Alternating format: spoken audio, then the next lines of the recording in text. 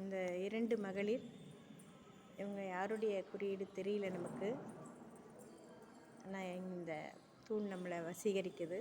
இந்த தூணோட சிற்பம். மறுபுறத்தில் ஆஞ்சநேயர் இருக்கார்.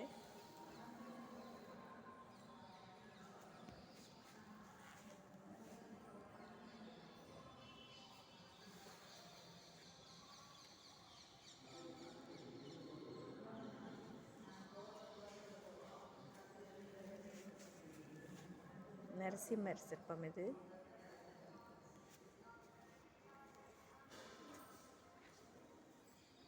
இருளாக இருக்கிறதுனால இந்த பகுதியில் நம்ம கவர் பண்ண முடியல.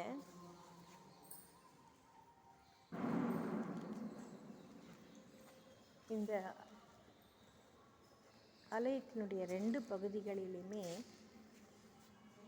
நிறைய சிற்பங்கள் இருக்குது. தூணினுடைய சிற்பங்கள். இந்த ஊரிலே வளர்ந்துருந்தும் இத்தனை முறையும் வந்து போயிருந்தும், பல முறை இந்த கோவிலுக்கு வந்து போயிருந்தும் நின்று பார்க்கக்கூடிய ஸ்டாண்ட் அண்ட் ஸ்டேர் சொல்லுவோம்ல, அதுக்கெல்லாம் நேரம் இல்லாமல் ஓடிட்டுருந்தோம். இப்போ தான் ஒரு தூணாக பார்த்து அனுபவிக்க ஒரு வாய்ப்பு கிடச்சிருக்கு. ஆனைக்கு அருள் செய்தவன் ஆதிகேசவன் நினைக்கிறேன். நல்லா உற்று பாருங்கள். பல்வேறு சிறப்புகளை உள்ளடக்கியது இந்த திருக்கோவலூர் மண்.